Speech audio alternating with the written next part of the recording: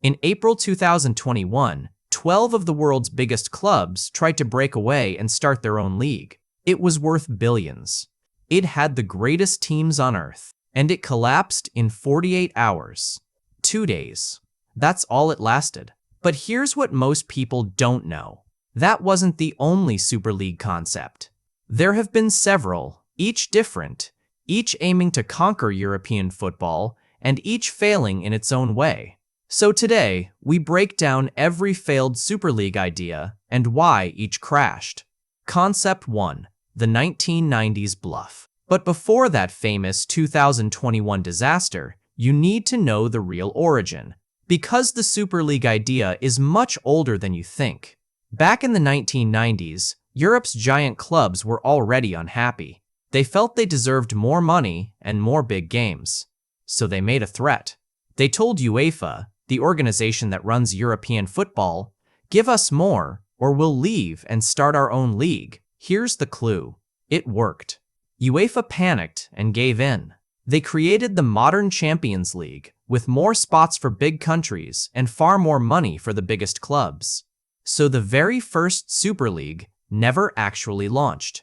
It was a bluff. But it was a bluff that quietly reshaped football in favor of the rich. Remember that word, bluff, because it explains everything that came next. Concept 2. The 2021 Closed League. Now, the big one. Concept number 2.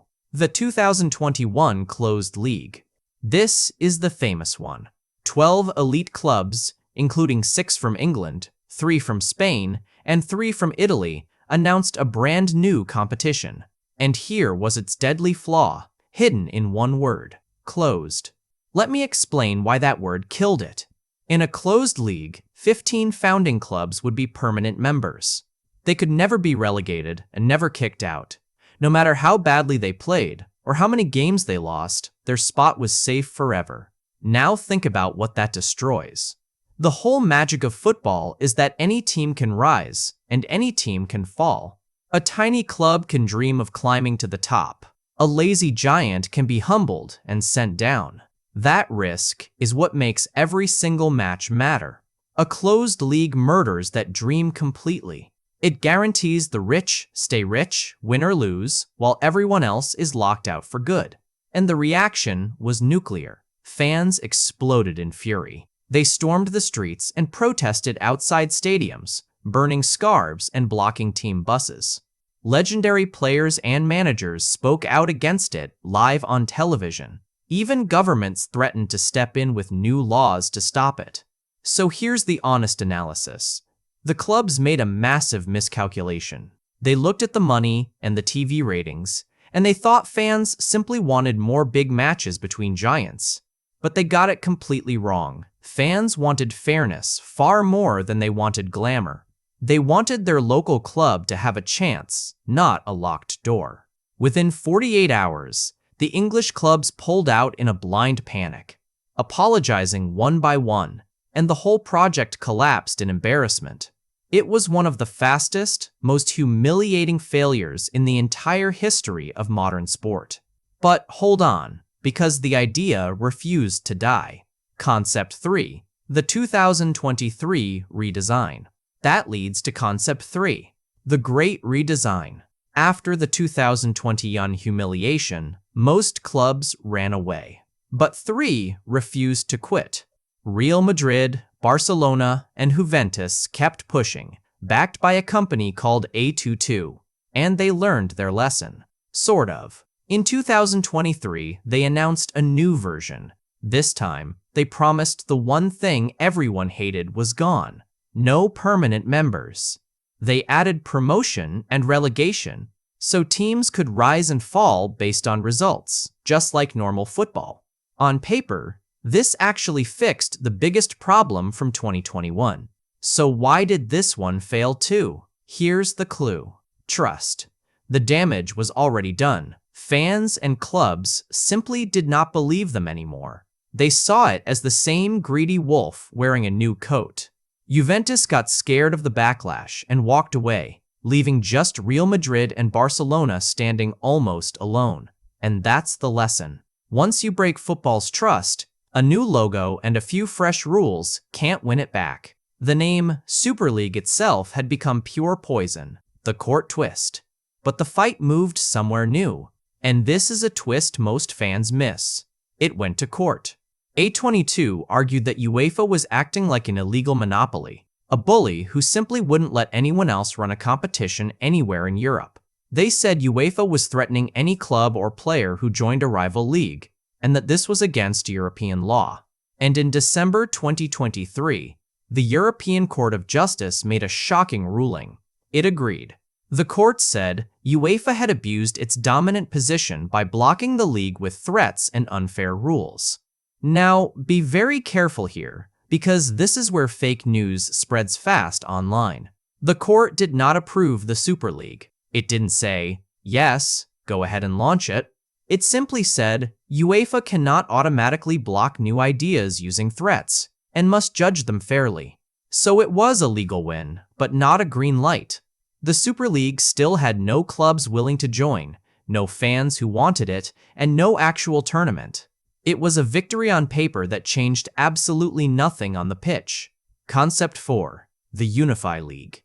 Which brings us to the newest concept. Concept 4, the Unify League. Armed with that court ruling in late 2024, A22 came back yet again with their biggest, boldest idea yet. A massive competition of 96 clubs spread across several divisions with promotion and relegation between them, and a clever new offer designed to win over the angry fans. They promised to stream all the matches for free online, so supporters wouldn't have to pay expensive TV subscriptions. So here's the argument for it. It's huge. It has promotion and relegation, and free football genuinely sounds great for supporters who are tired of paying. On the surface, it fixed many of the old complaints. But here's exactly why it's still failing right now. Look at who rejected it, instantly and completely. The Premier League, the Bundesliga, La Liga, Serie A. The 4 biggest and richest leagues in the entire world all said no, again, without hesitation. And here's the simple, brutal logic. Without those leagues and their star clubs, a Super League is just an empty name on a website. You cannot have a league of the best clubs in the world if the best clubs in the world flatly refuse to join it. The pattern and the argument. So let's connect all 4 failures and find the real pattern. See it? Every single concept failed for the same core reason. They put money above fairness, and they put a few rich clubs above the fans. The 1990s bluff was pure greed. The 2021 league was too closed and unfair. The 2023 redesign came too late to be trusted, and the Unify League is too unwanted by the clubs that actually matter. Now here's the honest argument. Both sides, because this isn't totally one-sided. The Super League supporters do have a real point. They say European football is financially broken. They argue that clubs are drowning in debt, that player wages are out of control, and that the giant clubs generate most of the money and the interest, yet UEFA controls it all. So they want a bigger say and more control over the cash they create.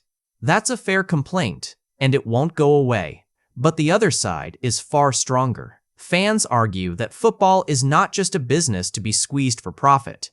It's over 100 years of history, community, loyalty, and dreams passed down through families. It belongs to the people who fill the stands every week, not to a handful of billionaires and their accountants. And every single time the rich clubs forget that simple truth, the fans remind them, loudly, in the streets. So that's the whole story. 4 different Super League concepts, 4 different failures. A sneaky bluff, a closed league that lasted 2 days, a rebrand nobody trusted, and a giant idea the top leagues refused to touch. Each one was smarter than the last, and each one still crashed. The dream of a breakaway won't fully die yet, but so far, football's fans have beaten it every single time. So here's my question for you, and I want a real debate below. Is the Super League a good idea that's just been badly handled? Or is it pure greed that deserves to fail forever? And here's the big one. Do you think a version of it will eventually succeed and change football for good? Or will fans block it every time? Drop your honest take in the comments, argue it out with someone who disagrees, and subscribe, because this fight for the soul of football is far from over.